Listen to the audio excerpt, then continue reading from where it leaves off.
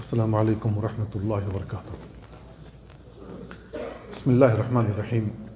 الحمد للہ رب العالمین والصلاة والسلام علی اشرف الانبیاء والمرسلین نبینا محمد وعلی آلہ وصحبہ اجمعین، اما بعد فاعوذ باللہ من الشیطان الرجیم۔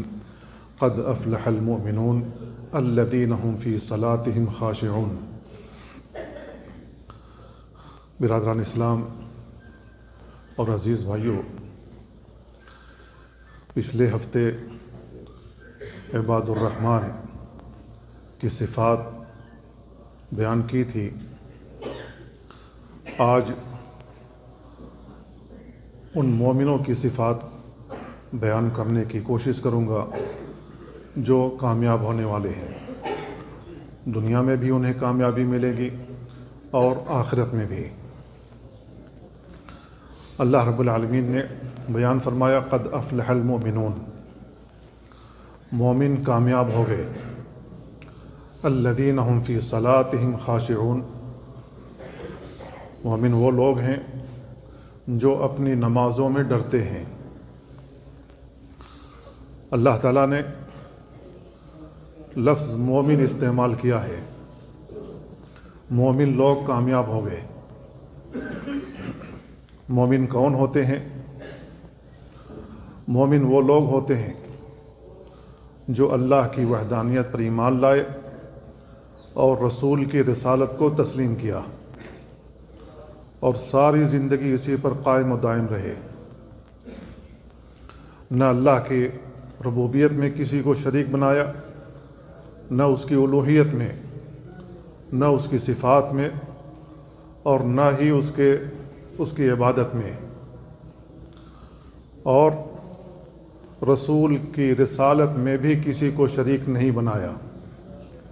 تو یہ لوگ مومن ہیں۔ اللہ کے نبی صلی اللہ علیہ وسلم نے جو ارکان اسلام بیان فرمائے ہیں، ساری زندگی اس پر عمل پیرا رہے، اور جو ارکان ایمان بیان فرمائے ہیں اس کو تسلیم کیا، اس پر ایمان رکھا اور اس کا انکار نہیں کیا، تو یہ لوگ مومن ہیں۔ تو اللہ تعالیٰ کہہ رہا ہے مومن لوگ کامیاب ہو گئے۔ ان کی صفات کیا ہیں؟ الذین هم فی صلاتهم خاشعون، جو اپنی نمازوں میں ڈرتے ہیں، جو اپنی نمازوں میں خشوع اور خضوع اختیار کرتے ہیں،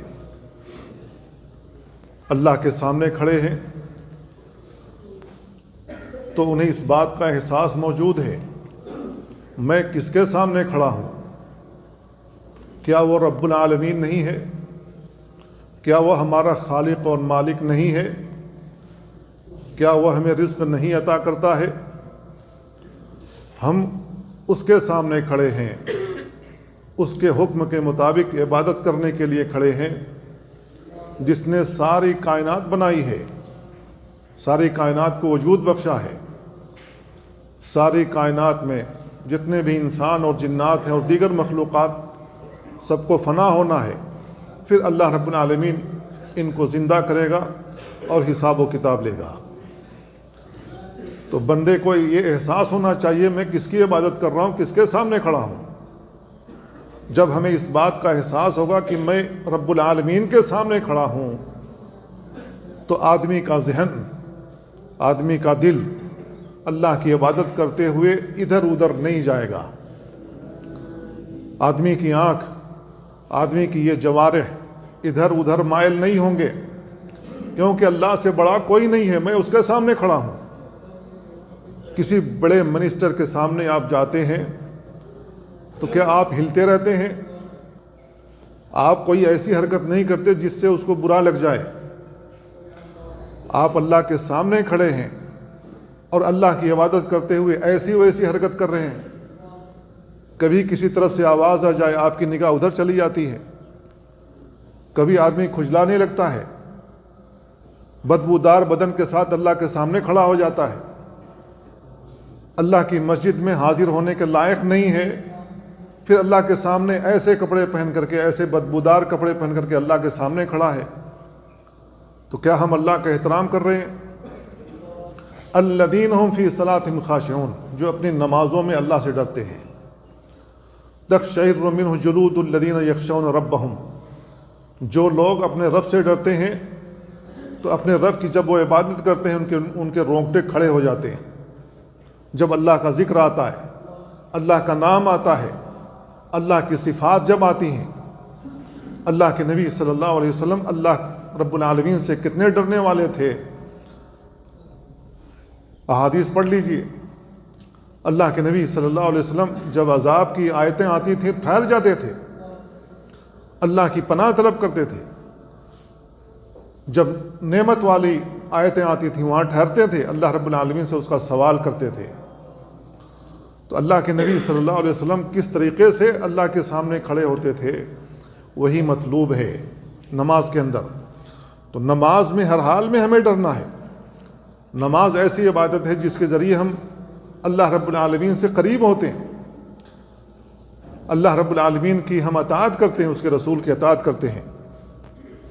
عبداللہ بن مسعود رضی اللہ تعالیٰ عنہ کی روایت میں انہوں نے کہا کہ میں نے رسول اللہ صلی اللہ علیہ وسلم سے سوال کیا، ای العمل احب الی اللہ، کون سا عمل اللہ رب العالمین کے نزدیک سب سے زیادہ محبوب ہے؟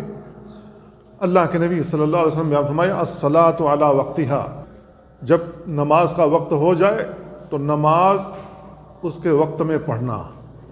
یہ اللہ کے نبی صلی اللہ علیہ وسلم نے بیان فرمایا کہ اللہ تعالیٰ کو بہت ہی زیادہ محبوب ہے۔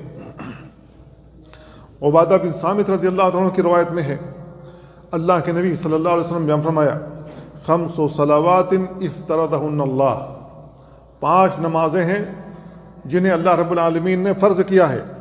من احسن وضوءہن وصلاتہن لوقتہن، جو شخص اچھے طریقے سے وضو کرے اور وقت پر نماز پڑھ لے، وَأَتَمَّ رُكُوعَهُنَّ وَخُشُوعَهُنَّ، رکوع بھی پورا کرے اور نماز میں خشیت طاری ہو، كَانَ لَهُ عَلَى اللَّهِ عَهْدٌ أَن يَغْفِرَ لَهُ، تو اللہ رب العالمین پر یہ عہد ہو جاتا ہے، لازم ہو جاتا ہے کہ اللہ رب العالمین اسے معاف کر دے۔ وَمَن لَّمْ يَفْعَلْ، اور جو شخص ایسا نہ کرے، اس کا رکوع بھی پورا نہ ہو، خشوع بھی نہ ہو، جو شخص ایسا نہ کرے فَلَيْسَ لَهُ عَلَى اللَّهِ عَهْدٌ، تو اللہ رب العالمین کے لیے کوئی عہد نہیں ہے۔ إِن شَاءَ غَفَرَ لَهُ، اگر چاہے تو معاف کر دے، وَإِن شَاءَ عَذَّبَهُ، اور اگر چاہے تو عذاب دے دے۔ یہ ابو داؤد کی روایت ہے، علامہ البانی رحمہ اللہ نے اس کو صحیح قرار دیا ہے۔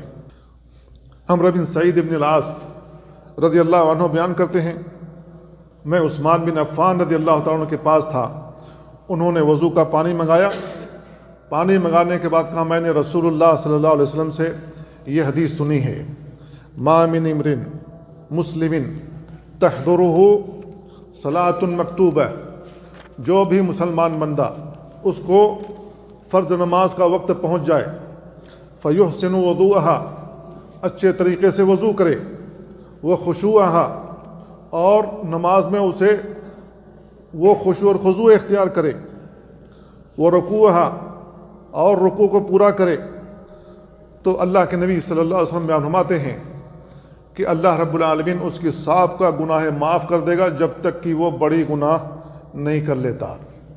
اگر بڑا گناہ نہیں کیا ہوا ہے، کبیرہ گناہ نہیں کیا ہوا ہے، اللہ رب العالمین اس کے سارے گناہیں جو چھوٹی چھوٹی ہیں معاف کر دے گا۔ تو عمدہ طریقے سے وضو کر کے جب ہم نماز پڑھتے ہیں اور اس میں خشوع اور خضوع اختیار کرتے ہیں اور سنت کے مطابق اپنی نماز ادا کرتے ہیں، اللہ رب العالمین اس نماز کے ذریعے سے ہمارے گناہ مٹا دے گا۔ تو اللہ رب العالمین نے کہا الذین هم فی صلاتہم خاشعون، جو اپنی نمازوں میں ڈرتے ہیں۔ تو خشوع اور خضوع اور اطمینان ہر حال میں نماز کے اندر ہونا چاہیے۔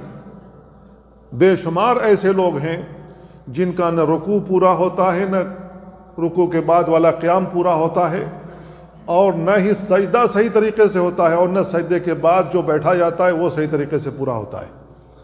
یہ اطمینان نماز کے ارکان میں سے ایک رکن ہے. اگر یہ آپ سے فوت ہوتا ہے آپ کی نماز ہی نہیں ہوگی.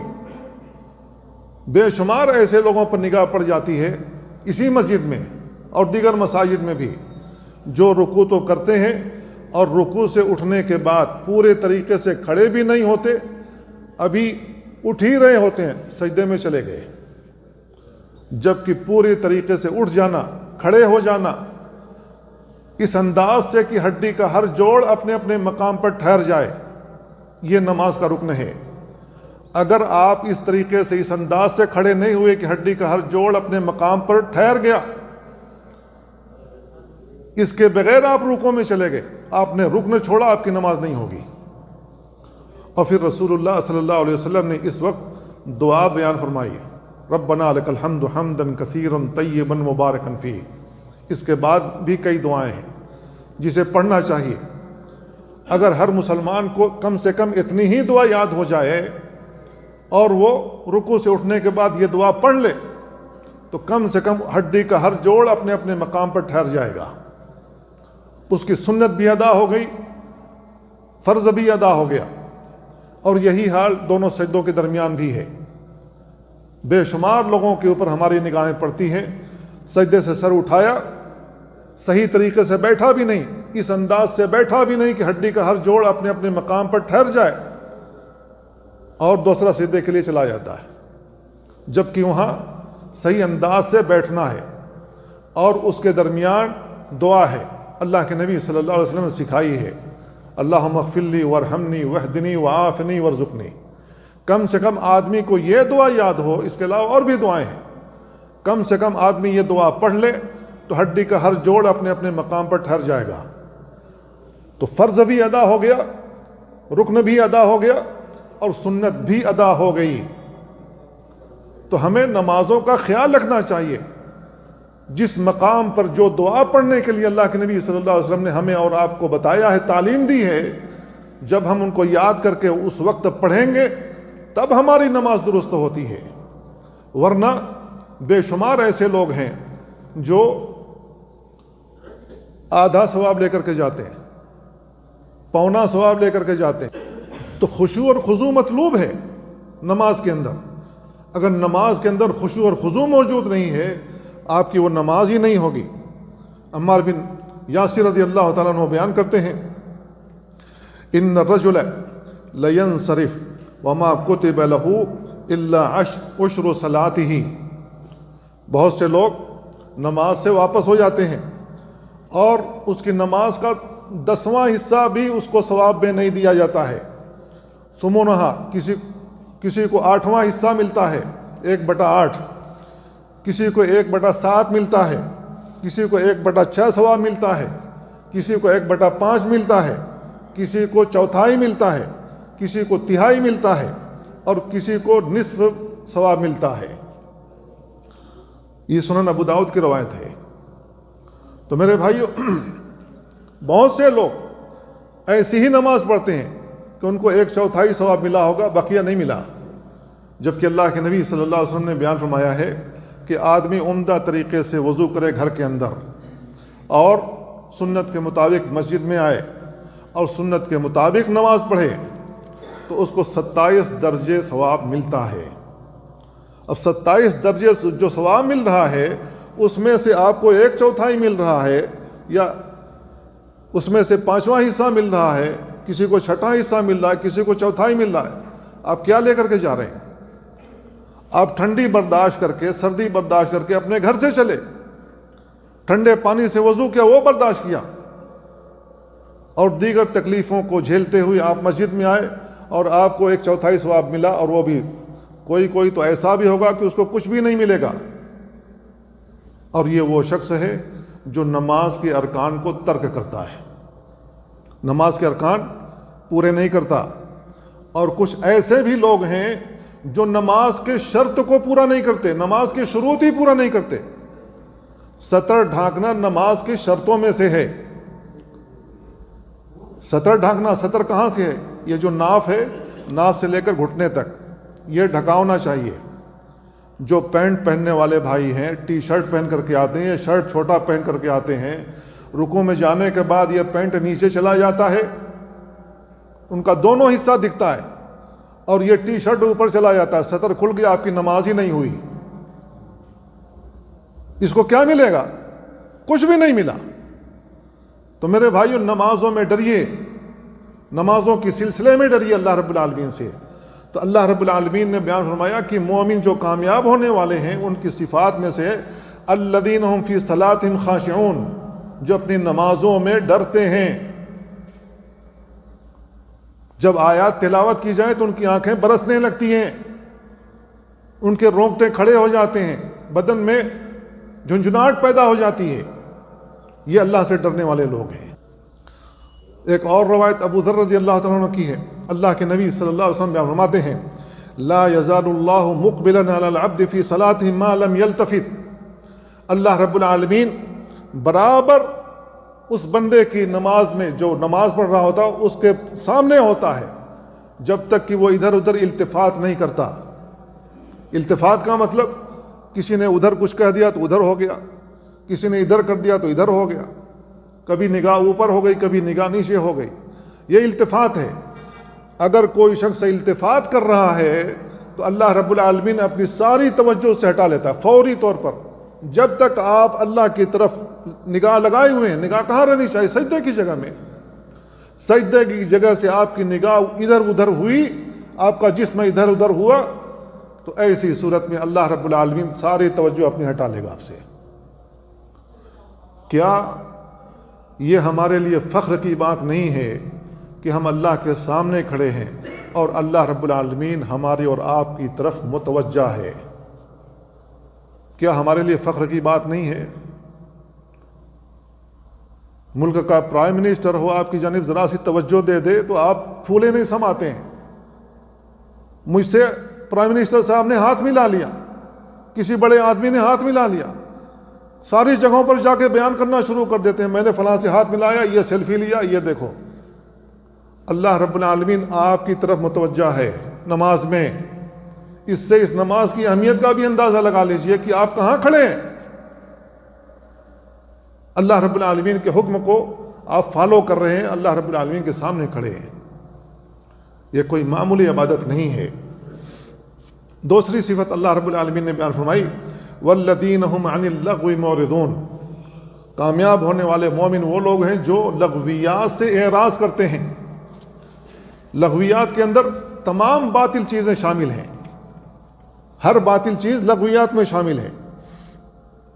سب سے پہلے شرک اللہ رب العالمین کے ساتھ کرنا، چاہے اللہ کی ذات میں ہو، اللہ کی صفات میں ہو، اللہ کے افعال میں ہو یا اللہ کی عبادت میں۔ اللہ کے ساتھ شرک نہیں کرنا، کیونکہ یہ لغویات میں سب سے اعلیٰ لغو ہے۔ اس کے بعد بدعت و خرافات کرنا، اللہ رب العالمین کی نافرمانی کرنا۔ اسی طریقے سے ایسے اقوال اور اعمال جس کا کوئی فائدہ نہ ہو۔ آدمی ڈیوٹی کر کے آیا ہے، فالتو ایسا ہی بیٹھا ہوا ہے، خالی بیٹھا ہوا ہے، چار دوست ملے نہیں، موبائل کھول کر بیٹھ گئے، اس میں چلو بھائی لوڈو کھیلتے ہیں، کیرم لگا کے بیٹھ گئے، اس میں چلو بھائی کیرم کھیلتے ہیں۔ آپ لغویات کی طرف جا رہے ہیں۔ مومنوں کی صفات میں سے یہ نہیں ہے۔ مومنوں کی صفات میں سے یہ ہے کہ لغویات سے وہ دور رہتے ہیں۔ ہمارا اور آپ کا ٹائم اتنا سستا نہیں ہے کہ ہم اپنے ٹائم کو ان چیزوں میں لگائیں۔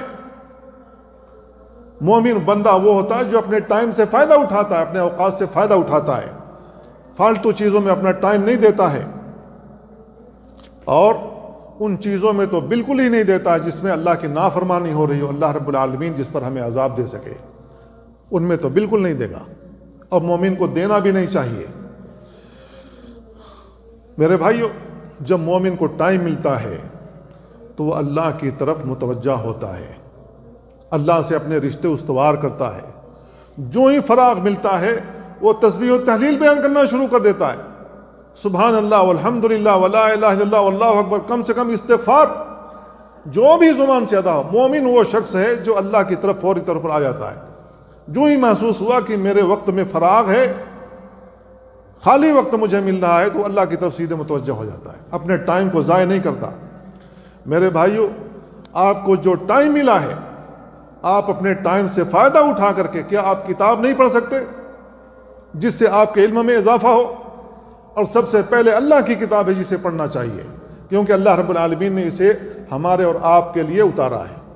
یہ اللہ رب العالمین کا اتارا ہوا قانون ہے، نظام حیات ہے۔ پہلے اس کو پڑھنا چاہیے کہ اللہ رب العالمین نے نظام حیات ہم کو کیا دیا ہے، اس کے بعد دیگر کتابیں ہیں اس کو پڑھنا چاہیے، نبی کریم صلی اللہ علیہ وسلم کی سنت پڑھنی چاہیے، تاکہ سلیقہ آ سکے ہمیں زندگی گزارنے کا، صحیح انداز سے ہم زندگی گزار سکیں۔ تو مومن اپنے ٹائم کو ضائع نہیں کرتے ہیں، باطل چیزوں سے اعراض کرتے ہیں۔ اللہ رب العالمین نے کہا وَإِذَا سَمِعُوا اللَّغْوَ، جب یہ لوگ لغویات کو سنتے ہیں أَعْرَضُوا عَنْهُ، تو اس سے وہ اعراض کر لیتے ہیں۔ وَقَالُوا لَنَا أَعْمَالُنَا وَلَكُمْ أَعْمَالُكُمْ، اور ان سے کہتے ہیں جو لغویات کی طرف بلا رہے ہوتے ہیں، تمہارے لیے تمہارے اعمال مبارک، ہمارے لیے ہمارے اعمال مبارک، سلام علیکم، تم پر سلامتی ہو، لا نبتغی الجاہلین، ہم جاہلوں کے ساتھ منہ نہیں لگاتے، جاہلوں کو منہ نہیں لگاتے ہم۔ تو یہ مومنوں کا شیوا ہونا چاہیے جو اللہ رب العالمین نے قرآن میں بیان کیا ہے، ہم جاہلوں کے ساتھ نہیں بیٹھتے۔ تو مومن لوگ اپنے اوقات سے فائدہ اٹھاتے ہیں۔ اللہ رب العالمین نے کامیاب ہونے والے مومنوں کی صفت بیان فرمائی والذین هم عن اللغو معرضون، لغویات سے وہ اعراض کرتے ہیں، لغویات میں وہ نہیں پڑھتے ہیں۔ تیسری صفت والذین هم للزکاة فاعلون، یہ لوگ زکوٰۃ ادا کرتے ہیں۔ جب اللہ رب العالمین ان کے اوپر زکوٰۃ فرض کر دے تو یہ فوری طور پر زکوٰۃ ادا کرتے ہیں۔ جس کے پاس 7.5 تولہ سونا یا 52.5 تولہ چاندی ہو جائے تو وہ نصاب کا مالک ہو گیا، اس میں سے 2.5% زکوٰۃ واجب ہوگی جب یہ مال آپ کے پاس 1 سال پڑا ہوا ہو۔ تو اللہ رب العالمین نے حکم دیا کہ اس میں اب غریبوں کا، مسکینوں کا حق بنتا ہے، 2.5% ان کو پہنچاؤ۔ تو یہ ہمارا مال نہیں ہے۔ مومن بندہ وہ ہوتا ہے جو اس مال سے ڈرتا ہے، کیونکہ جب زکوٰۃ فرض ہو گئی تو جو زکوٰۃ کا مال ہے وہ اب آپ کا نہیں رہا، وہ مسکینوں کا ہو گیا، محتاجوں کا ہو گیا، فقراء کا ہو گیا۔ اگر آپ فقراء اور مساکین کا مال ان تک نہیں پہنچاتے ہیں تو آپ ان کے حق کو کھا رہے ہیں، ان کا حق مار رہے ہیں، آپ ان کے ساتھ ظلم کر رہے ہیں۔ وَاتَّقِ دَعْوَةَ الْمَظْلُومِ فَإِنَّهُ لَيْسَ بَيْنَهُ وَبَيْنَ اللَّهِ حِجَابٌ، مظلوموں کی بد دعاؤں سے بچو، کیونکہ مظلوموں کی بد دعاؤں اور اللہ کے درمیان کوئی پردہ حائل نہیں ہے، اللہ رب العالمین ڈائریکٹ سنتا ہے۔ تو مومن وہ لوگ ہیں جو کامیاب ہونے والے ہیں، وہ زکوٰۃ کو ادا کرتے ہیں، اس میں تاخیر نہیں کرتے۔ زکوٰۃ فرض ہو گئی فوری طور پر وہ زکوٰۃ نکالتے ہیں ایمانداری کے ساتھ۔ یہ ارکان اسلام میں سے تیسرا رکن ہے۔ اس کے ذریعے سے اللہ تعالیٰ جہاں آپ کے مال کو پاک کرتا ہے وہاں آپ کے بدن کو بھی پاک کرتا ہے۔ زکوٰۃ دینے سے آپ کا مال پاک ہوتا ہے، اور چھپی ہوئی جو بخالت ہر نفس میں موجود ہے اللہ رب العالمین اس بخالت کو صاف کر دیتا ہے۔ یہ جو زنگ لگا ہوا ہے بخالت والا، اللہ تعالیٰ اس کو صاف کر دیتا ہے۔ تو دونوں طریقے سے انسان پاک ہوتا ہے۔ اس کے ذریعے سے اللہ رب العالمین خیر و برکت اتارتا ہے اس مال میں۔ تو یہ صلاح اور فلاح کا بہترین طریقہ ہے، ہمیں زکوٰۃ ادا کرنی چاہیے۔ تو اس آیت میں جو اللہ رب العالمین نے کہا والذین هم للزکاة فاعلون، وہ لوگ زکوٰۃ ادا کرتے ہیں، تو اس سے مراد جو فریضہ زکوٰۃ ہے وہ مراد ہے اس آیت کے اندر، اور اس کے اندر تزکیہ نفس بھی شامل ہے، کیونکہ زکوٰۃ ادا کرنے سے آدمی کا نفس بھی پاک ہوتا ہے، مال بھی پاک ہوتا ہے۔ اللہ رب العالمین نے کہا قد افلح من تزکا، وہ شخص کامیاب ہو گیا جس نے پاک کیا اپنے آپ کو۔ دوسری آیت میں بیان فرمایا قد افلح من زکاہا، وہ شخص کامیاب ہو گیا جس نے اپنے مال کو اور اپنے نفس کو پاک کیا۔ وقد خاب من دساہا، اور وہ شخص ناکام و نامراد ہو گیا جس نے اس میں دسیسہ کاری کی، جس نے اس کا حق نہیں ادا کیا۔ تو میرے بھائیو، ہر حال میں ہمیں زکوٰۃ ادا کرنی چاہیے، کیونکہ اللہ رب العالمین نے اس کا حکم دیا ہے، رسول اللہ صلی اللہ علیہ وسلم نے اس کا حکم دیا ہے۔ جس طریقے سے نماز فرض ہے اسی طریقے سے یہ زکوٰۃ بھی فرض ہے۔ جس طریقے سے ہم نماز نہیں چھوڑ سکتے ساری زندگی، اسی طریقے سے جب ہم صاحب نصاب ہو جائیں ساری زندگی زکوٰۃ دینا نہیں بند کریں گے۔ اللہ رب العالمین نے اس کو واجب کیا، فرض کیا ہے۔ اور جو لوگ زکوٰۃ نہیں ادا کرتے، جس خطے کے لوگ زکوٰۃ نہیں ادا کرتے، اللہ رب العالمین ایسی قوم کا اور ایسے لوگوں کا محاسبہ کرتا ہے، پھر اللہ رب العالمین عذاب نازل کرتا ہے۔ اللہ کے نبی صلی اللہ علیہ وسلم کی حدیث آتی ہے ابو بریدہ رضی اللہ تعالیٰ عنہ سے، اللہ کے نبی صلی اللہ علیہ وسلم فرماتے ہیں ما منع قوم الزکاۃ الا ابتلاہم اللہ بالسنین، جو بھی قوم زکوٰۃ نہیں ادا کرتی اللہ رب العالمین ان کو قحط سالی میں مبتلا کر دیتا ہے۔ آپ کا باغ لگا ہوگا، بڑا کئی ایکڑ میں باغ لگا ہوگا، پھل ہی نہیں آئے گا، کھیتیاں اگائیں گے اس میں پھل تو آ گئے ہوں گے، گندم لگ گیا ہوگا، چاول لگ گیا ہوگا، لیکن جب کاٹنے کی باری آئے گی اللہ رب العالمین اولا برسا دے گا، پانی برسا دے گا، سب کو سب سڑ جائے گا۔ یا آپ نے کھیتی لگائی ہوگی، اللہ رب العالمین فلڈ بھیج دے گا، سارا کا سارا بہ جائے گا۔ اس طریقے سے اللہ رب العالمین قحط سالی لائے گا۔ دوسری روایت میں اللہ کے نبی صلی اللہ علیہ وسلم فرماتے ہیں ما منع قوم الزکاۃ الا ومنعوا القطر من السماء لولا البہائم لم تمطروا۔ اللہ کے نبی صلی اللہ علیہ وسلم فرمایا کہ جو بھی قوم زکوٰۃ نہیں ادا کرتی ہے، زکوٰۃ روک لیتی ہے، اللہ رب العالمین آسمان سے بارش روک لیتا ہے، اور جب اللہ رب العالمین بارش روک لے قحط سالی آئے گی۔ اللہ کے نبی صلی اللہ علیہ وسلم فرماتے ہیں لولا البہائم لم یمطروا، اگر یہ چوپائے نہ ہوتے جو زمین میں رینگ رہے ہیں، یہ جو چیونٹیاں ہیں، چیونٹے ہیں اور دیگر جانور جن کو پانی کی احتیاج اور ضرورت ہوتی ہے، اگر یہ چوپائے نہ ہوتے جو اپنے پیٹھوں کو زمین پر رکھ کر اپنے ٹانگوں کو اللہ کے آسمان کی طرف کرنے کے بعد وہ اللہ تعالیٰ سے فریاد کرتے ہیں اللہ ہم کو پانی کی ضرورت ہے، ان کی وجہ سے ہمیں پانی سے کیوں محروم کیا جا رہا ہے؟ اللہ رب العالمین ان کی دعاؤں کی وجہ سے کبھی بارش نازل کر دیتا ہے تو زمین پر بارش پڑتی ہے، ورنہ اگر ہم نے زکوٰۃ نہیں ادا کی اللہ تعالیٰ آسمان سے بارش روک لے گا۔ یہ اللہ رب العالمین کی طرف سے سزا نازل ہوتی ہے۔ عبداللہ بن مسعود رضی اللہ عنہ کی حدیث میں اللہ کے نبی صلی اللہ علیہ وسلم فرماتے ہیں کہ جو بھی لوگ زکوٰۃ نہیں ادا کرتے ہیں، زکوٰۃ کا یہی مال اللہ رب العالمین قیامت والے دن ازدہ سانپ کی شکل میں اٹھائے گا، جس کے اوپر 2 سیاہ نقطے موجود ہوں گے، جس کی وجہ سے وہ بھیانک لگے گا۔ یہ اس آدمی کے گلے کا توق بن جائے گا، اس کو دوڑائے گا، کاٹے گا، دوڑائے گا، کاٹے گا، گلے کا توق بن جائے گا۔ جب اس سے پوچھے گا تو ہے کون جو میرا پیچھا نہیں چھوڑ رہا ہے، تو سانپ کو اللہ رب العالمین قوت گویائی دے گا، وہ سانپ کہے گا میں تیرا وہی مال ہوں جس کو تو دنیا میں زکوٰۃ نہیں ادا کرتا تھا۔ تو یہ مال ہم جائز طریقے سے ناجائز طریقے سے کسی کا حق مار کر کے بیٹھے ہوئے ہیں سانپ کی طرح، اللہ رب العالمین اسی مال کو سانپ بنا کر کے اٹھائے گا اور آپ کو سزا دے گا۔ کب تک سزا دے گا؟ جب تک کہ اللہ رب العالمین لوگوں کے درمیان فیصلہ نہیں کر دیتا کہ یہ جنتی لوگ ہیں یا جہنمی لوگ ہیں، تب تک یہ سانپ آپ کو کاٹتا رہے گا۔ اللہ رب العالمین نے بیان فرمایا وَلَا يَحْسَبَنَّ الَّذِينَ يَبْخَلُونَ بِمَا آتَاهُمُ اللَّهُ مِنْ فَضْلِهِ هُوَ خَيْرٌ لَّهُمْ بَلْ هُوَ شَرٌّ لَّهُمْ سَيُطَوَّقُونَ مَا بَخِلُوا بِهِ يَوْمَ الْقِيَامَةِ۔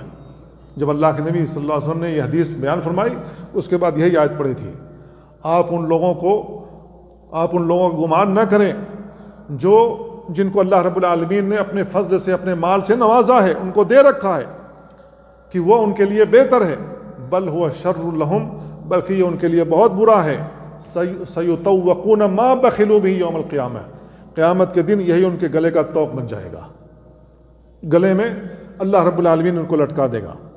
ابو ہریرہ رضی اللہ عنہ کی روایت میں اللہ کے نبی صلی اللہ علیہ وسلم فرماتے ہیں جس شخص کو اللہ رب العالمین نے سونے اور چاندی دیا ہو، مال و دولت سے نوازا ہو، اور وہ اس میں سے زکوٰۃ نہیں ادا کرتا ہے، اللہ رب العالمین انہی سونے چاندیوں کو جہنم کے اندر تپائے گا یہاں تک کہ یہ سرخ ہو جائیں گے۔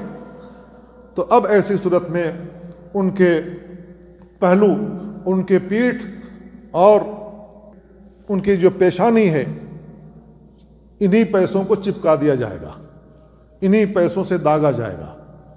یعنی لوہے کو بھٹی میں گرم کریں، جب وہ سرخ ہو جائے کسی کے بدن پر لگائے وہ، ٹھیک اسی طریقے سے اللہ رب العالمین ان سونے چاندیوں کو جو اللہ رب العالمین نے دنیا میں ہمیں عطا کیا ہے اس میں زکوٰۃ فرض ہے، اگر وہ زکوٰۃ نہیں دیتے تو اللہ رب العالمین انہی کو جہنم میں تپائے گا یا سرخ ہو جائیں گے، اللہ چپکا دے گا،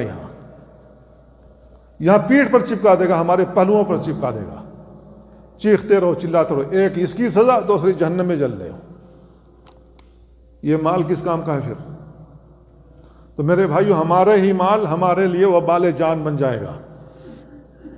یہ کب تک چلتا رہے گا؟ اللہ کے نبی صلی اللہ علیہ وسلم بیان فرماتے ہیں کلما برودت اعیدت لہ، جب جب یہ تھوڑے سے ٹھنڈے پڑ جائیں گے پھر اس کو تپا کر کے پھر چپکایا جائے گا۔ کب تک یہ کام چلتا رہے گا؟ فی یوم کان مقدارہ 50,000 سنہ، 50,000 سال کی مقدار ہوگی جس میں یہ عذاب دیا جاتا رہے گا۔ حتیٰ یقضی بین العباد، یہاں تک کہ بندوں کے درمیان فیصلہ کر دیا جائے گا کہ یہ جنتی لوگ ہیں یا جہنمی لوگ ہیں۔ یہ صحیح مسلم کی روایت ہے۔ تو میرے بھائیو، ہمیں ہر حال میں زکوٰۃ ادا کرنی چاہیے۔ والذین هم للزکوٰۃ فاعلون، مومن وہ لوگ ہیں جو کامیاب ہوں گے، وہ زکوٰۃ کو ادا کرتے ہیں۔ چوتھی صفت اللہ رب العالمین نے بیان فرمائی، والذین هم لفروجہم حافظون، کامیاب ہونے والے مومن وہ لوگ ہیں جو اپنی شرمگاہوں کی حفاظت کرتے ہیں، الا علی ازواجہم، سوائے اپنی بیویوں کے، او ما ملکت ایمانہم، یا لوڈیوں کے، فإنہم غیر ملومین، ان کے اوپر کوئی ملامت نہیں۔ فمن ابتغى وراء ذلك فاولئک هم العادون، جو شخص ان کے علاوہ اور چاہے گا تو یہ لوگ حد سے تجاوز کرنے والے ہیں۔ تو اللہ رب العالمین نے چوتھی صفت بیان فرمائی کہ یہ لوگ اپنی شرمگاہوں کی حفاظت کرتے ہیں۔ زنا عام ہو گیا، فواحش عام ہو گئے، اور یہ سب کے لیے خطرہ ہے۔ ہر گھر میں بیٹی موجود ہے، ہر گھر میں خواتین موجود ہیں، عورتیں موجود ہیں۔ آج کوئی باپ اپنی بیٹی کالج بھیجنے کے لیے تیار نہیں ہے، اس کے ہاتھ میں موبائل دیتا پھر بھی ڈرتا رہتا ہے، پتہ نہیں بیٹی صحیح سالم واپس آئے گی یا نہیں آئے گی۔ کیوں؟ اس لیے کہ آج معاشرے میں یہ چیز پھیلی ہوئی ہے، بری طریقے سے پھیلی ہوئی ہے، ہر انسان ڈرا ہوا ہے۔ اللہ رب العالمین نے بیان فرمایا لا تقربوا الزنا انہ کان فاحشۃ وساء سبیلا، زنا کے قریب بھی نہ جاؤ۔ زنا کرنا تو دور کی بات ہے، قریب بھی نہ جاؤ، کیونکہ یہ فاحشہ برا راستہ ہے۔ اللہ رب العالمین نے کہا یہ برا راستہ ہے، قریب بھی نہ جاؤ۔ اللہ کے نبی صلی اللہ علیہ وسلم بیان فرماتے ہیں العینان تزنیان، یہ آنکھیں زنا کرتی ہیں، وزناہم النظر، اور آنکھوں کے زنا ان چیزوں کی طرف دیکھنا ہے جس کا دیکھنا اللہ نے حرام کیا۔ والیدان تزنیان، دونوں ہاتھ بھی زنا کرتے ہیں، وزناہم البطش، اور دونوں ہاتھوں کا زنا یہ ہے کہ جس کا پکڑنا، جس کا چھونا اللہ نے حرام کیا، آپ اس کو پکڑیں اور چھوئیں۔ دونوں پیر بھی زنا کرتے ہیں، ان کا زنا یہ ہے کہ اس حرام کی طرف آپ چل کر کے جائیں جس کی طرف چل کر جانا اللہ نے حرام کیا ہوا ہے۔ میرے بھائیو، ہماری زبان بھی، ہمارا منہ بھی زنا کرتا ہے، ہم وہ چیزیں بولیں جس کا بولنا اللہ نے حرام کیا ہوا ہے۔ اب اس کے بعد نمبر آتا ہے، یہ سارے کچھ استعمال کر لیا، اب اس کے بعد نمبر آتا ہے شرمگاہ کا۔ شرمگاہ کے ذریعے سے پھر فیصلہ ہوگا کہ یہ زنا کاری کرے گا یا نہیں کرے گا، وہ اصلی زنا ہے، لیکن زنا ان سے بھی ہوتا ہے۔ تو اللہ کے نبی صلی اللہ علیہ وسلم پر اللہ تعالیٰ نے آیت اتاری لا تقربوا الزنا، زنا کے قریب بھی نہ جاؤ۔ زنا میں پڑنا تو دور کی بات ہے، بازار گناہ سے بھی نہ گزرو۔ مومن بندہ وہ ہوتا ہے جو اپنے آپ کو وہاں سے بھی بچا لے آتا ہے۔ یہ ان کی صفات ہیں جو کامیاب ہونے والے مومن ہیں۔ اللہ رب العالمین نے بیان فرمایا قل انما حرم ربی الفواحش ما ظہر منها وما بطن، اے نبی آپ کہہ دیجئے میرے رب نے فواحش کو حرام کیا ہے، جو ظاہری طور پر ہیں جو باطن میں ہیں، دونوں حرام کیا ہوا ہے اللہ رب العالمین نے۔ ابن عباس رضی اللہ تعالیٰ عنہ کی روایت میں اللہ کے نبی صلی اللہ علیہ وسلم بیان فرمایا کہ اذا ظہر الزنا والربا فی قریہ فقد احلوا بانفسہم عذاب اللہ، کہ جس بستی میں زنا عام ہو جائے، سود عام ہو جائے، ان لوگوں نے خود ہی اللہ رب العالمین کے عذاب کو دعوت دی ہے۔ آ بیل مجھے مار، یہ والا قصہ ہے۔ جس بستی میں زنا عام ہو جائے، سود عام ہو جائے اور منع کوئی نہ کرے، سب اسی میں مبتلا ہو جائیں، میرے بھائی ان لوگوں نے اللہ کے عذاب کو خود دعوت دی ہے، تو اللہ کا عذاب آ کر رہے گا۔ دوسری روایت میں جو عبداللہ بن عمر رضی اللہ عنہما کی ہے، اللہ کے نبی صلی اللہ علیہ وسلم بیان فرمایا لم تظہر الفاحش فی قوم قط حتی یعلنوا بها، جس قوم میں فاحشہ یعنی زناکاری بدکاری عام ہو جائے اور وہ علانیہ کرنے لگیں، کسی کی بھی لڑکی ہو، کسی کی بھی بیٹی ہو، وہ اس کے ساتھ جا کر کے بیٹھیں، زناکاری عام ہو جائے، اللہ کے نبی صلی اللہ علیہ وسلم بیان فرماتے الا فشا فیہم الطاعون والاوجاع التي لم تكن مدت فی اسلافہم الذین مضوا، اللہ رب العالمین ان لوگوں میں طاعون اور ایسی بیماریاں بھیجے گا جو سابقہ قوموں پر نہیں آئی ہیں۔ یہ نئی بیماری اللہ رب العالمین لانچ کرے گا ایسے لوگوں کے لیے جس کا علاج ڈھونڈتے ڈھونڈتے بہت سارے لوگ لقمہ اجل بن جائیں گے۔ میرے بھائی، یہ اللہ کی طرف سے سزا ہے۔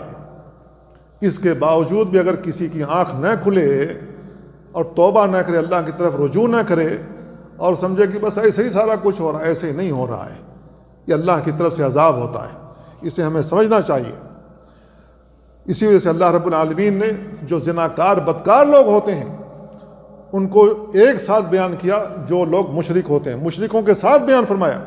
اللہ تعالیٰ نے بیان فرمایا الزانی لا ينکح الا زانیۃ او مشرکہ، جو زناکار مرد ہوتا ہے وہ نکاح کر سکتا ہے زانیہ عورت سے یا مشرکہ عورت سے، یعنی یہ اتنا گرا ہوا ہو گیا کہ مشرکہ سے جا کر شادی کرے یا زناکار بدکار سے، اس کو پاک دامن عورت نہیں ملے گی۔ والزانیۃ لا ينکحها الا زان او مشرک، اور جو بدکار خواتین ہیں وہ اگر کسی سے نکاح کرنا چاہیں تو وہ زناکار بدکار مرد تلاش کریں یا مشرک آدمی تلاش کریں۔ میرے بھائیو، مشرک خاتون سے نکاح کرنا اللہ نے حرام کیا ہوا ہے۔ ہم مسلمان، ہم مومن مشرک خاتون سے نکاح نہیں کر سکتے، اللہ نے حرام کیا ہوا ہے۔ اور کوئی خاتون مسلمان ہو وہ کسی کافر سے مشرک سے جا کر کے شادی کرے، اللہ نے حرام کیا ہوا ہے۔ اور یہاں اللہ رب العالمین اس کے مقام کو، جو زناکار بدکار آدمی ہوتا ہے اس کے مقام کو اتنا گرا دیا ہے، بیان فرمایا کہ یہ اگر نکاح بھی کرے تو زناکار بدکار کے ساتھ یا مشرک کے ساتھ جا کر نکاح کرے، کیونکہ اس کا ایمان سلامت نہیں۔ جب زناکار بدکار زنا کرتا ہے تو اس کے دل سے ایمان نکل جاتا ہے جس وقت وہ زنا کرتا ہے۔ اگر اس کا ایمان ہوتا تو ایسا کرتا؟ میرے بھائیو، آپ کسی کے بیٹی کے ساتھ، کسی کی بہن کے ساتھ ایسا کر رہے ہو، کوئی آپ کی بیٹی کے ساتھ کرے، آپ کی بہن کے ساتھ کرے، آپ اپنا سوچ لیں، پورا معاشرہ تباہ برباد ہوا ہے۔ تو میرے بھائیو، یہ مومنوں کی صفات نہیں ہیں۔ مومن لوگ بچ جاتے ہیں زناکاری سے، بدکاری سے اپنے آپ کو محفوظ رکھتے ہیں۔ اللہ کے نبی صلی اللہ علیہ وسلم بیان فرمایا لا یزنی الزانی حین یزنی وہو مومن، زناکار جب زناکاری کرتا ہے تو وہ مومن نہیں رہتا۔ ولا یسرق السارق حین یسرق وہو مومن، اور جب چوری کرنے والا چوری کرتا ہے تو اس وقت بھی وہ مومن نہیں رہتا ہے، اس کے دل سے ایمان نکل جاتا ہے، اسی وجہ سے وہ چوری کر رہا ہے، اسی وجہ سے وہ زنا کر رہا ہے۔ توبہ کرے پھر ایمان لوٹ آئے گا۔ تو میرے بھائی، مومن وہ لوگ ہیں، کامیاب ہونے والے مومن وہ لوگ ہیں جو زناکاری سے اپنے آپ کو بچا کر رکھتے ہیں۔ پانچویں مومنوں کی صفت والذین هم لاماناتهم وعہدهم راعون، مومن کامیاب ہونے والے وہ لوگ ہیں جو امانتوں کی اور عہدوں کی پاسداری کرتے ہیں۔ کسی کے ساتھ معاہدہ کر لیا ہے، کسی کے ساتھ ایگریمنٹ کر لیا ہے تو اس کی وہ پاسداری کرتے ہیں، وہ توڑتے نہیں ہیں، چاہے چھوٹی ہو چاہے بڑی ہو، چھوٹی امانت ہو یا بڑی امانت ہو، خیانت نہیں کرتے۔ اللہ کے نبی صلی اللہ علیہ وسلم امانت دار تھے، آپ کے پاس امانتیں لوگ رکھ کر کے جاتے تھے، جب ان سے مطالبہ، جب اللہ کے نبی صلی اللہ علیہ وسلم سے امانت لوٹانے کا مطالبہ کرتے، آپ اٹھاتے ان کو دے دیتے۔ ہجرت سے پہلے اللہ کے نبی صلی اللہ علیہ وسلم کے پاس لوگوں کی امانتیں موجود تھیں۔ اللہ کے نبی صلی اللہ علیہ وسلم نے علی رضی اللہ تعالیٰ کو کہا تھا کہ یہ فلاں کی امانت، یہ فلاں کی امانت، یہ فلاں کی امانت، تم اس وقت تک ہجرت نہیں کرنا مدینہ کی طرف جب تک کہ یہ امانتیں ان کے پاس نہ لوٹا دو۔ اللہ کے نبی صلی اللہ علیہ وسلم امانت دار تھے، تو ہمیں امانتوں کا خیال رکھنا چاہیے۔ اگر ہم امانت میں خیانت کرتے ہیں تو یہ جان لینا چاہیے کہ منافقین کی صفت ہمارے اندر موجود ہے۔ اللہ کے نبی صلی اللہ علیہ وسلم نے فرمایا آیت المنافق ثلاث، منافقوں کی 3 نشانیاں ہیں۔ اذا حدث کذب، جب وہ بات کرے تو جھوٹ بولے، بات میں جھوٹ۔ واذا وعد اخلف، جب وعدہ کرے تو خلاف ورزی کرے۔ واذا اؤتمن خان، جب اس کے پاس امانت رکھی جائے تو خیانت کرے۔ دوسری روایت میں اللہ کے نبی صلی اللہ علیہ وسلم نے فرمایا واذا عاہد غدر، جب وہ کسی سے معاہدہ کرے، ایگریمنٹ کرے تو توڑ دے۔ واذا خاصم فجر، اور جب وہ جھگڑا کرے کسی سے تو گالی گلوچ زیادہ دے، گالی گلوچ زیادہ کرے، بات کم۔ یہ کن کی علامتیں ہیں؟ منافقوں کی۔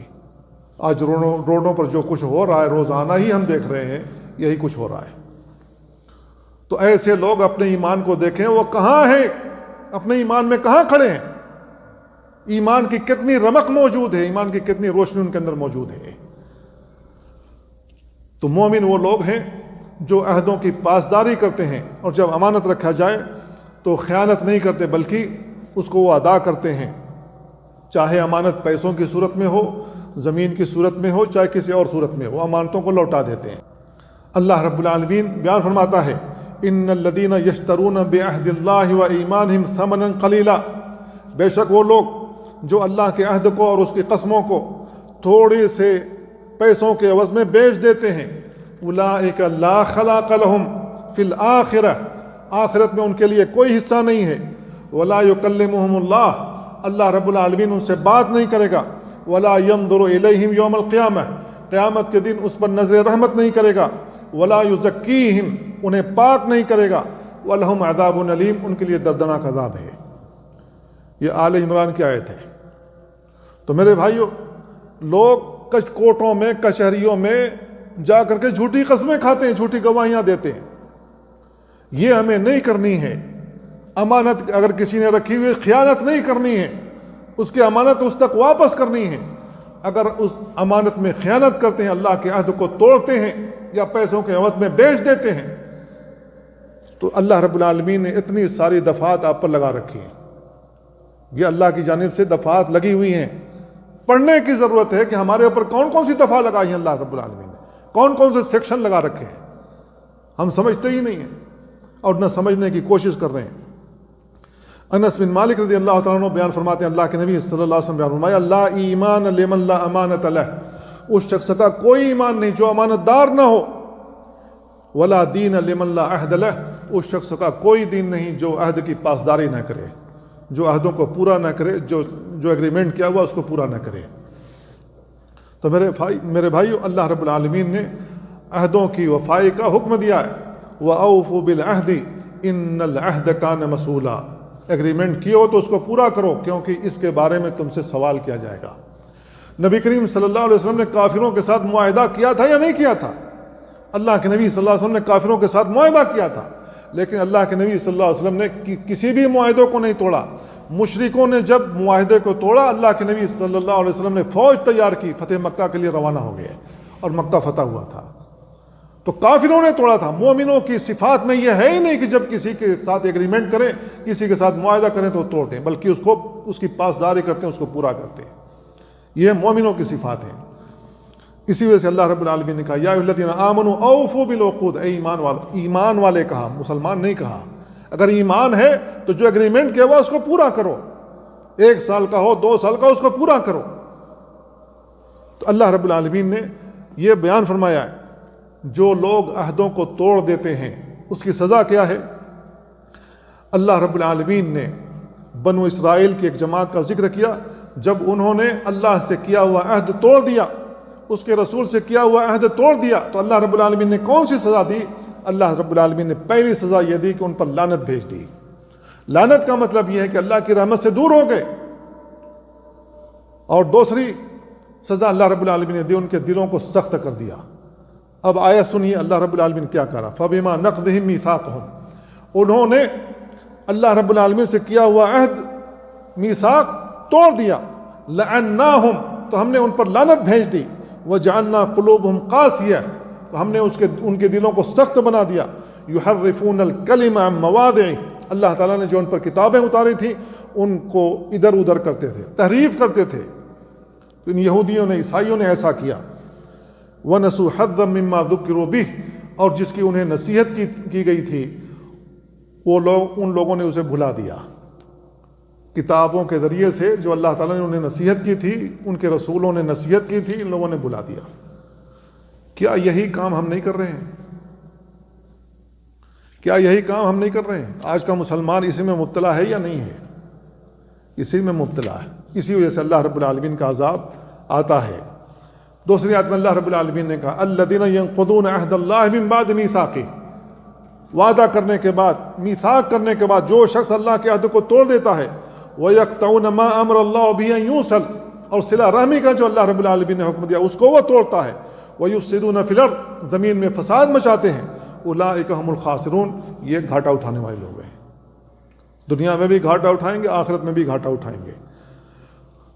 اور تیسری سزا اللہ رب العالمین اللہ کے نبی صلی اللہ علیہ وسلم بیان فرمائی، تیسری سزا اللہ کے نبی صلی اللہ علیہ وسلم بیان فرمائی کہ یہ لوگ ناکام و نامراد ہوں گے، اللہ رب العالمین دشمنوں کو ان پر مسلط کر دے گا۔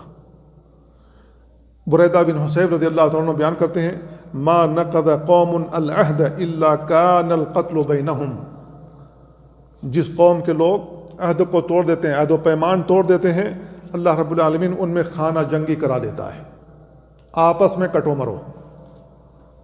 ہم آنکھ اٹھا کر کے دیکھ لیں کون کون لوگ آپس میں کٹ مر رہے ہیں، اور تلاش کریں گے اللہ سے کیا ہوا وعدہ انہوں نے توڑا ہے۔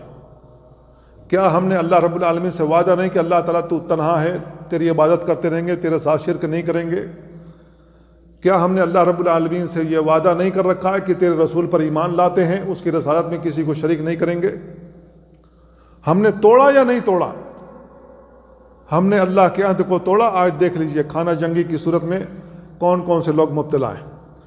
دوسری روایت عبداللہ بن عمر رضی اللہ عنہما کی ہے، اللہ کے نبی صلی اللہ علیہ وسلم بیان فرمایا لم ينقضوا عہد اللہ وعہد رسولہ، جو لوگ اللہ اور اس کے رسول سے کیا ہوا عہد توڑ دیتے ہیں، الا سلط اللہ علیہم عدوا من غیرہم، اللہ رب العالمین ایسی قوموں کے اوپر کسی دشمن کو مسلط کر دیتا ہے، فاخذوا بعد ما فی انفسہم، تو ان کے مالوں کو وہ لے جاتے ہیں۔ کمائیں گے آپ، محنت کریں گے آپ، مال دوسرا لے جائے گا۔ اس حدیث کی روشنی میں آپ دوڑا لیں اپنی نگاہ کو، سر سے کر لیں کہاں کہاں ایسا ہو رہا ہے یا نہیں ہو رہا ہے، اس کا بھی سر سے کر لیں۔ تیسری سزا اللہ رب العالمین نے بیان فرمائی، قیامت کے دن سخت ترین عذاب ہوگا۔ اللہ رب العالمین نے بیان فرمایا والذین ینقضون عہد اللہ من بعد میثاقہ ویقطعون ما امر اللہ بہ ان یوصل ویفسدون فی الارض اولئک لہم اللعنۃ ولہم سوء الدار۔ اللہ تعالیٰ نے بیان فرمایا کہ جو لوگ اللہ سے کیا ہوا عہد و میثاق توڑ دیتے ہیں، اور جن کو اللہ نے ملانے کا، یعنی جن رشتوں کو اللہ نے ملانے کا حکم دیا وہ لوگ توڑتے ہیں، پھر زمین میں فساد بھی مچاتے ہیں، اولئک لہم اللعنہ، ان کے اوپر لعنت ہے، ولہم سوء الدار، ان کے لیے برا ٹھکانہ یعنی جہنم ہے۔ تو برے عذاب کی، بری جگہ کی اللہ رب العالمین نے وعدہ کر رکھا ہے۔ عبداللہ بن عمر رضی اللہ عنہ کی روایت میں اللہ کے نبی صلی اللہ علیہ وسلم بیان فرماتے ہیں ان الغادر ینصب اللہ لہ لواء یوم القیامہ، جو بھی غداری کرے گا، عہدوں کو توڑے گا، میثاق کو توڑے گا، عہد و پیمان کیا ہوا توڑے گا، قیامت کے دن اللہ رب العالمین اس کے لیے ایک جھنڈا نصب کر دے گا، اس سے کہا جائے گا اللہ ہذہ غدرۃ فلان، یہ فلانے کی غداری ہے۔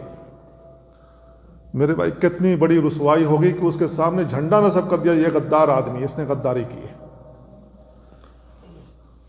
کیا یہ رسوائی نہیں ہے؟ تمام خلائق کے سامنے ایک آدمی کو رسوائی حاصل ہوگی۔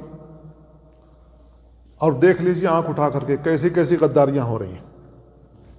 چھٹی صفت اللہ رب العالمین نے بیان فرمائی مومنوں کی جو کامیاب ہونے والے ہیں، والذین هم علی صلواتہم یحافظون، کامیاب ہونے والے مومن وہ ہیں جو اپنی نمازوں کی محافظت کرتے ہیں۔ نمازوں کی محافظت یعنی وقت ہو جائے وقت پر اس کو پڑھ لیتے ہیں، یہ نمازوں کی محافظت ہے، اور نمازوں کو صحیح انداز سے ادا کرتے ہیں، یہ نمازوں کی محافظت ہے۔ عبداللہ بن عمرو بن عاص رضی اللہ عنہما کی روایت میں اللہ کے نبی صلی اللہ علیہ وسلم نے ایک دن نماز کا ذکر کیا تو آپ نے بیان فرمایا من حافظ علیہا کانت لہ نورا و برہانا، جو شخص نمازوں کی محافظت کرے گا تو یہ نماز اس کے لیے نور بنے گی، اس کے لیے برہان دلیل بن کر کے آئے گی، وَنَجَاةً مِّنَ النَّارِ، اور جہنم سے بچانے کے لیے کافی ہو جائے گی۔ وَمَن لَّمْ يُحَافِظْ عَلَيْهَا، جو شخص نمازوں کی محافظت نہ کر لے، ایک ٹائم پڑھے دو ٹائم چھوڑ دے، جو شخص نمازوں کی محافظت نہ کرے، لَمْ تَكُن لَّهُ نُورًا، اس کے لیے کوئی نور، کوئی روشنی نہیں ہوگی۔ یہ جو اللہ رب العالمین نور اور روشنی کی بات کر رہا ہے، کہاں کے لیے کر رہا ہے؟ پل صراط کے لیے۔ جہاں پر تاریکی ہے وہاں صرف اسی نور کے ذریعے سے دکھائی دے گا۔ مسند احمد کے اندر لمبی حدیث ہے، اللہ کے نبی صلی اللہ علیہ وسلم بیان فرماتے ہیں کہ ایسا آدمی آئے گا جس کے پاس اتنا ہی نور ہوگا اس کے پاؤں کے انگوٹھے میں کہ ایک مرتبہ یہ نور جلے گا، یہ روشنی جلے گی، دوسری مرتبہ بجھ جائے گی، اور یہ کسی طریقے سے پل صراط پر سے پار کرنے کی کوشش کرے گا۔ جب یہ لائٹ جلے گی اس کے ناخن میں یا اس کے انگوٹھے میں تو یہ قدم بڑھائے گا، کیونکہ اس کو دکھ رہا ہوگا پل صراط، اور جب بجھ جائے گی وہیں کھڑا ہو جائے گا، پھر لائٹ جلے گی، پھر آگے بڑھائے گا۔ اس طریقے سے کرتے کرتے پل صراط پار کر جائے گا۔ اور پل صراط ڈھلوان کی طرح ایسے ہے، چڑھائی کی طرح ہے، بال سے زیادہ باریک ہے، تلوار سے زیادہ تیز ہے، اس پر چلنا ہر حال میں۔ وَإِن مِّنكُمْ إِلَّا وَارِدُهَا كَانَ عَلَىٰ رَبِّكَ حَتْمًا مَّقْضِيًّا ثُمَّ نُنَجِّي الَّذِينَ اتَّقَوْا وَنَذَرُ الظَّالِمِينَ فِيهَا جِثِيًّا۔ تم میں کا کوئی شخص ایسا نہیں ہے جس کا گزر وہاں سے نہ ہو۔ وَإِن مِّنكُمْ إِلَّا وَارِدُهَا كَانَ عَلَىٰ رَبِّكَ حَتْمًا مَّقْضِيًّا، تیرے رب کا حتمی فیصلہ ہے، ہر حال میں گزرنا ہے، چاہے مومن ہو، منافق ہو، کافر ہو، ہر حال میں اس کو وہاں سے گزرنا ہے۔ اور جو کافر ہوگا وہیں کٹ کر کے گرے گا، منافق ہوگا کٹ کر کے وہیں گرے گا، مومن ہوگا جو پار کرے گا۔ تو تیرے رب کا یہ حتمی فیصلہ ہے۔ کن کو نجات ملے گی؟ متقی پرہیزگار لوگ ہوں گے، ان کے نجات ملے گی۔ جو ظالم بدماش قسم کے لوگ ہوں گے، جو مشرک لوگ ہوں گے، کافر لوگ ہوں گے، اللہ رب العالمین کہہ رہا ہے کہ وہ جہنم میں کٹ کر گر جائیں گے۔ تو ہر حال میں وہاں سے گزرنا ہے۔ اللہ رب العالمین جب نور کی بات کر رہا ہے، یہی روشنی ہے جو اللہ رب العالمین دے گا، اور وہیں کام آنے والی ہے۔ یہ روشنی وہیں کام آنے والی ہے۔ تو اللہ کے نبی صلی اللہ علیہ وسلم فرماتے ہیں من لم یحافظ علیہا، جو شخص نمازوں کی محافظت نہ کرے، لم تکن لہ نورا، اس کے لیے نور نہیں ہوگا، ولا نجاتن، اور اس کے لیے نجات کا کوئی سبب نہیں ہوگا، ولا برہانا، نہ اس کے لیے کوئی دلیل ہوگی قیامت والے دن۔ وکان یوم القیامت ما قارون و فرعون و حامان و ابی بن خلف، اللہ کے نبی صلی اللہ علیہ وسلم نے فرمایا کہ قیامت کے دن اس کا حشر قارون کے ساتھ ہوگا، فرعون کے ساتھ ہوگا، حامان کے ساتھ ہوگا، اور ابی بن خلف کے ساتھ ہوگا۔ مسند احمد کی حدیث ہے، علامہ حیثمی مجموع الزوائد میں کہتے ہیں رجال احمد و طبرانی فی الکبیر والاوسط و رجال احمد ثقات۔ یہ اس کو امام احمد نے مسند احمد میں اور طبرانی نے کبیر اور اوسط میں روایت کیا ہے، اور مسند احمد کے جو روات ہیں وہ ثقہ ہیں۔ ابو الدرداء رضی اللہ عنہ کی حدیث میں اللہ کے نبی صلی اللہ علیہ وسلم بیان فرماتے ہیں خمس من جاء بہن مع ایمان دخل الجنہ، 5 ایسی چیزیں ہیں جو ایمان کے ساتھ کیا گیا ہو وہ جنت میں داخل ہوگا۔ من حافظ علی الصلوات الخمس، جو 5 نمازوں کی محافظت کرتا ہو، یہ پہلے ذکر کیا گیا، علی وضوئہن و رکوعہن و سجودہن مواقیتہن، ٹائم پر نماز پڑھا ہو، سجدے مکمل ہو، رکوع مکمل ہو، اور اچھے طریقے سے وضو کیا ہو۔ وصام رمضان، رمضان کے روزے رکھے ہوں۔ وحج البیت ان استطاع الیہ سبیلا، اللہ نے اس کو مال دیا ہو تو جا کر کے بیت اللہ کا حج کیا ہو۔ وآت الزکوٰۃ طیبۃ بہا نفسہ، اور خوش دلی کے ساتھ زکوٰۃ ادا کی ہو۔ وأدى الامانہ، اور امانت ادا کی ہو۔ یہ 5 چیزیں ہیں جس نے اس کو ادا کیا ہوگا تو ایسی صورت میں وہ جنت میں ضرور داخل ہوگا۔ تو یہ اتنی نشانیاں ہیں مومن جو کامیاب ہونے والے، مومن جو کامیاب ہونے والے، اللہ تعالیٰ نے ان کی اتنی نشانیاں بیان فرمائی۔ یہ آیات بیان کرنے کے بعد اب آخر میں نتیجہ ذکر کر رہا ہے اللہ رب العالمین، اولئک هم الوارثون، یہی لوگ جنت کے وارث ہوں گے، الذین یرثون الفردوس هم فیہا خالدون، جنت الفردوس کے یہ لوگ وارث ہوں گے جس میں وہ ہمیشہ رہیں گے۔ یہ نتیجہ ہے، اتنی نشانیاں جس کے اندر پائی جائیں گی، اللہ رب العالمین نے نتیجہ ذکر کیا ہے کہ وہ جنت الفردوس کے۔ اللہ کے نبی صلی اللہ علیہ وسلم بیان فرماتے ہیں جب جنت کا سوال کرو تو جنت الفردوس کا سوال کیا کرو، کیونکہ وہ وسط جنت ہے، اعلیٰ جنت ہے، اسی کے اوپر اللہ رب العالمین کا عرش ہے، تو ہمیں جنت الفردوس کا سوال کرنا چاہیے۔ اللہ کے نبی صلی اللہ علیہ وسلم بیان فرماتے ہیں، معاذ بن جبل رضی اللہ عنہ کی حدیث ہے، اذا سألتم اللہ، جب تم اللہ سے سوال کرو، فاسألوا الفردوس، تم فردوس کا سوال کرو، فإنه اوسط الجنہ، اس لیے کہ یہ افضل جنت ہے، وہ اعلی الجنہ، اور اعلیٰ جنت ہے، فوقہ عرش الرحمن، اسی کے اوپر اللہ رب العالمین کا عرش ہے، منہ تفجر انہار الجنہ، اسی سے جنت کی نہریں نکلتی ہیں۔